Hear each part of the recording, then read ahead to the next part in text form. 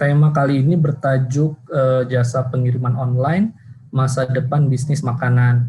Nah, untuk mengembangkan bisnis makanan, biasanya kita udah tahu apa itu GrabFood ya. Jadi saya bakal menyampaikan sisi perkembangan bisnis makanan ini dari sisinya GrabFood sendiri, terutama di Kota Bandung yang termasuk tujuan wisata dan kuliner di Indonesia. Jadi sebelum itu saya mau sedikit flashback ke arahnya Grab dulu.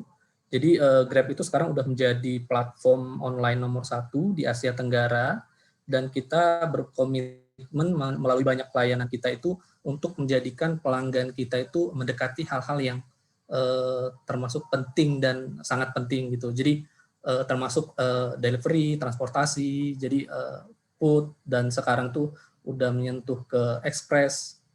Jadi kita akan berkomitmen menjadi super app ke depannya dan akan membantu masyarakat dalam memenuhi kebutuhan sehari-hari. Seperti itu.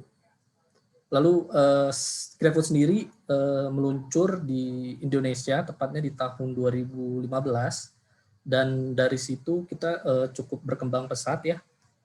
Sekarang itu sudah lebih dari 178 kota di Indonesia dan lebih dari 500.000 partner driver, lalu ada 200.000 restoran, merchant-merchant kita yang sudah bergabung dengan GrabFood. Lalu tiap bulan itu sudah ada jutaan pemesanan di GrabFood sendiri. Lalu di bawahnya Bapak Ibu bisa lihat ya partner-partner kita yang mungkin Bapak Ibu sudah nggak asing lagi.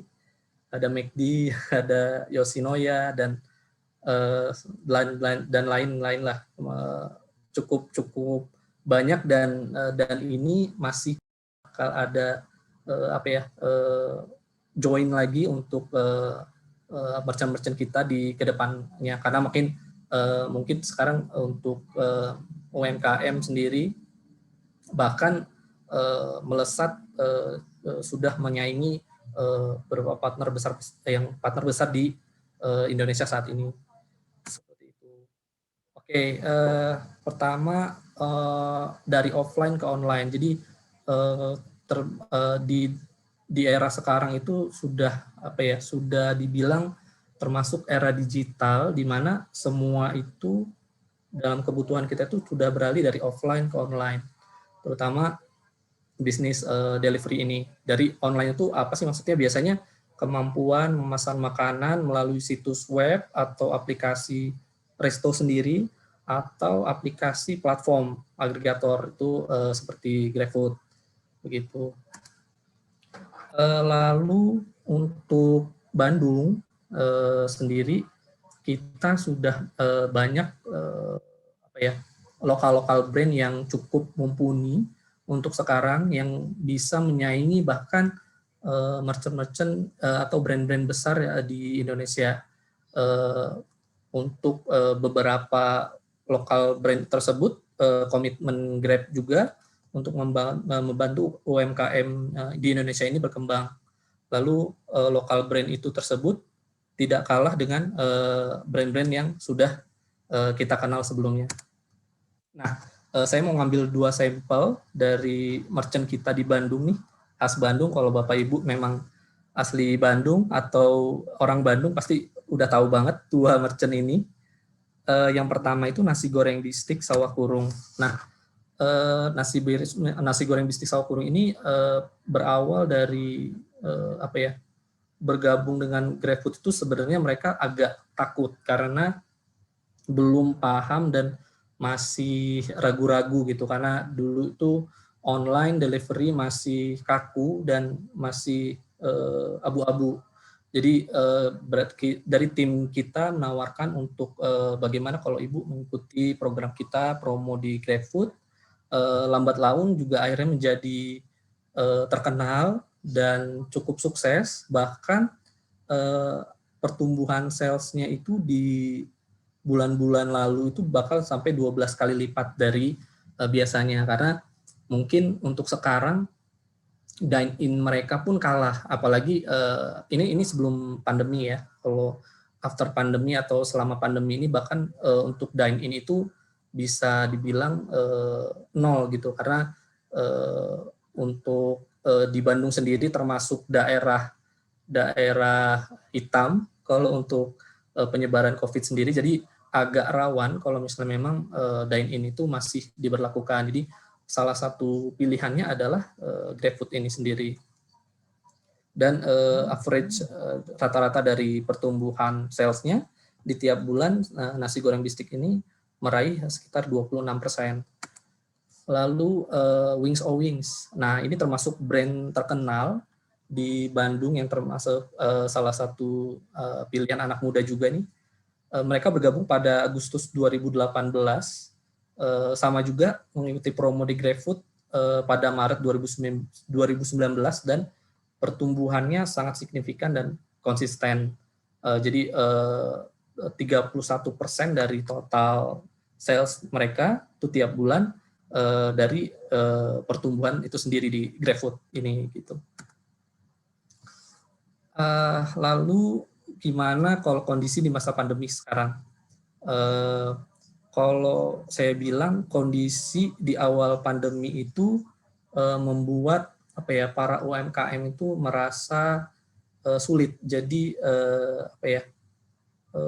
karena dari masyarakat sendiri itu memilih untuk memesan di rumah, karena kan di awal-awal itu pasti kita khawatir ya untuk makan di luar atau bahkan keluar pun takut gitu. Jadi dan saat itu pun langsung penjualan di GrabFood itu langsung turun drastis. Jadi makanya berdampak banget pada UMKM kita di Bandung. Lalu tugas GrabFood ini kita langsung mengajukan fokus untuk membantu para UMKM bagaimana caranya masyarakat itu membantu dengan membeli lagi melalui daring atau online dengan memesan via GrabFood. Jadi di kita juga akhirnya akan menjadikan suatu adaptasi baru di mana COVID ini sebenarnya bisa kita atasi dan bisa kita berdamai dengan COVID karena sebenarnya ini adalah tantangan dan tugas kita adalah untuk menghadapi tantangan tersebut dan membuat solusi di masa yang akan datang gitu. Nah, dari berita yang memang cukup beredar, banyak UMKM beralih ke platform daring. Lalu banyak juga pertumbuhan yang beralih ke e-commerce. Lalu karena restoran yang dilarang dine-in, jadi beralih semua ke online. Nah itu malah jadi suatu berkah sebenarnya di dalam suatu musibah ini. Jadi pertama memang kita takut ya karena masyarakat tuh pada nggak terlalu percaya gitu dari lingkungan sekitar. Jadi untuk masak mereka lebih prefer masak sendiri dan untuk belanja pun belanja sendiri gitu ya. Jadi belum mempercayai transportasi atau delivery food online ini. Itu lalu apa solusi dari Grab untuk tetap membantu para UMKM kita?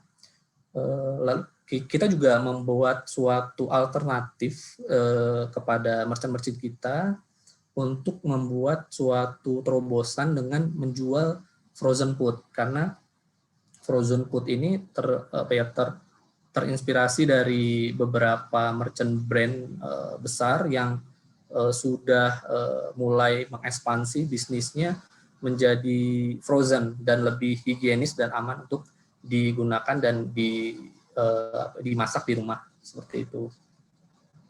Nah, cara Grab untuk mengamankan pesan antar ini di tengah wabah, pertama ini kita dengan cermat menjaga kebersihan mitra restoran. Jadi untuk menumbuhkan kepercayaan pembeli, kita tetap menjaga 3M itu terus dilakukan oleh mitra-mitra restoran kita.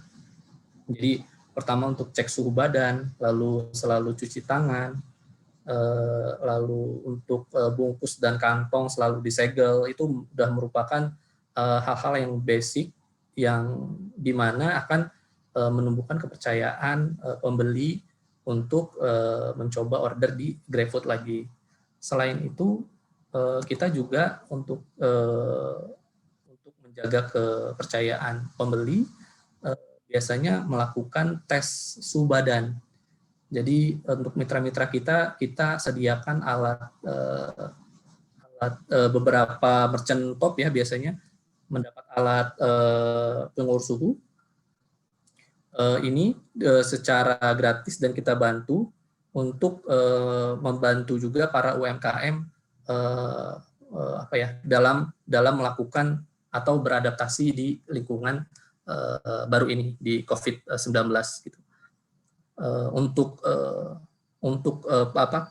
langkah-langkahnya itu biasanya dari staf mereka melakukan pengukuran suhu, lalu ke driver juga, dan untuk dari segi packaging itu disegel rapat, lalu kita juga mendapatkan kartu keterangan pengiriman GrabFood seperti ini untuk pembeli ya.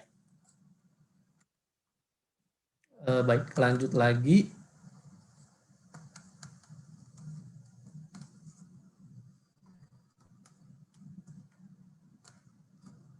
Sebentar.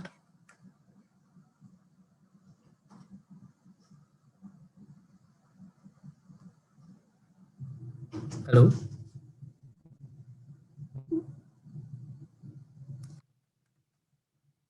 Ya, kok suaranya Mas Febri? Oh ya, siap. Sebentar, ini ada nge-freeze. Oke, udah. Lalu selanjutnya kita juga melakukan atau menerapkan pengambilan tanpa kontak.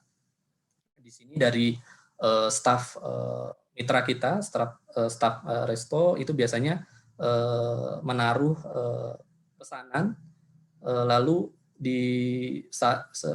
beberapa saat si driver datang lalu mengambil pesanan tersebut. Jadi tanpa ada kontak langsung antara staff dan driver. Lalu untuk driver juga, antar driver waktu menunggu juga kita batasi di 1 meter. Lalu pas pengiriman ke merchant, ke pembeli juga tanpa kontak. Jadi biasanya kita sudah di aplikasi GrabFood itu sudah mengingatkan untuk pembeli untuk menaruhkan pesanannya di suatu tempat yang bisa ditaruh oleh si driver kita nantinya di halaman rumah atau di tempat khusus yang sudah disediakan seperti itu. Nah, lalu solusi kedua.